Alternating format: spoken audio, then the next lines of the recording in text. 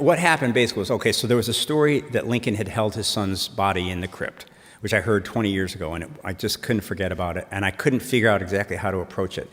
So one day I was trying to think of it, and you think, okay, so Lincoln's in the graveyard alone at night. Who narrates? You could have Lincoln, 7 minutes ago.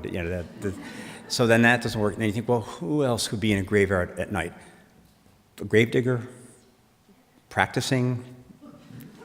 Doesn't make sense, Yeah, that's a good one. So then I just thought, ghosts. Ghosts would be in the graveyard. And I sort of stumbled into this place where I could imagine Lincoln in the graveyard and a chorus of ghosts that we know already narrating his night, so that seemed good.